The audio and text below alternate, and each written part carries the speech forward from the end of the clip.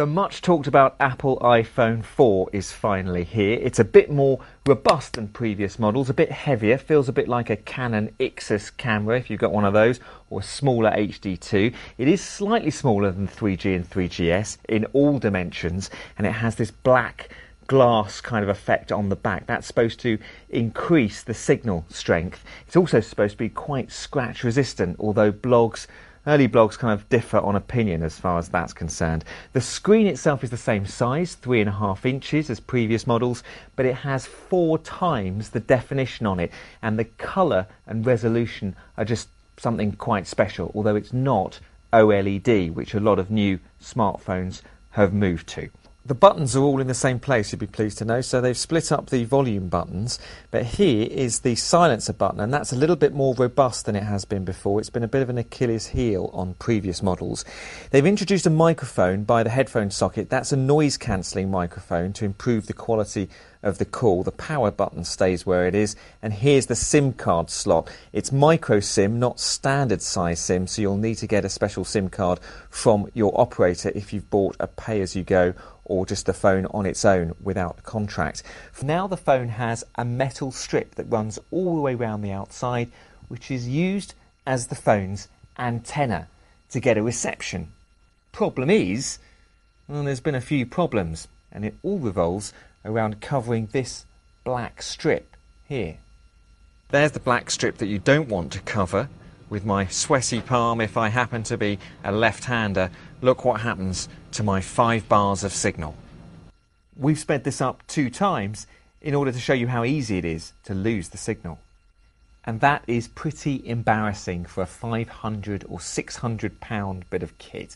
Solutions have varied online, from putting a bit of nail varnish over that bit of the device or putting a bit of sticky tape over it, or you can buy a cover.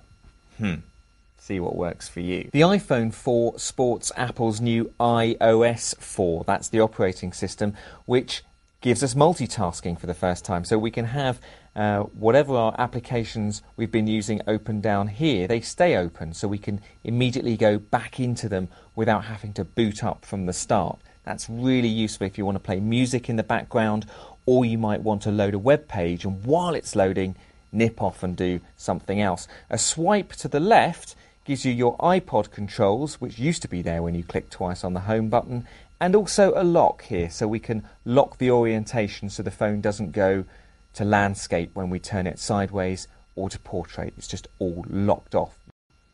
Apple's user interface has been lauded as beautiful and simple to use, but it is sprawling. As anyone who has downloaded lots of apps will tell you, these pages just go on and on forever. Now though, we have folders, and here's one that I made earlier. It's called Travel. I just tap the icon and all my travel apps are inside there. It keeps the desktop, so to speak, the home screens nice and clean. Now, there's something new on the front of this phone that we haven't seen on previous iPhones, and it's right up here at the top. Whilst Apple have upgraded the camera on the back to 5 megapixels, they put a camera on the front, a VGA camera, which has very special application. Okay. We've come down to the Click office for this next application because it only works over Wi-Fi, and we don't have that in the studio upstairs. It also only works between iPhone 4 and iPhone 4. It's called FaceTime, and it's essentially video calling. We've been doing it for the last 5 or 6 years. Apple have just caught on. They say they're going to make it popular because it's easy. They also say it's going to be open source, so anyone can jump on board. We might expect other phone manufacturers to offer the same service in the future. But for now, it's just with Apple, and the call comes in, and when it does, if I'm on Wi-Fi and if the caller's on Wi-Fi, I get the option of FaceTime. And I push accept, and then as soon as I do so, the call connects and I can see Mehrdad. Hello, Mehrdad. And my ugly mug is right in the top corner here. I can move that around depending on where I fancy like putting it. The camera on the back also shoots HD video. That's 720p. And the videos that I've shot on this are pretty much some of the best I've seen on a mobile phone. With all this new stuff going on, you might think the battery would suffer. It doesn't. In fact, in my experience, it's lasting about twice as long as previous iPhones.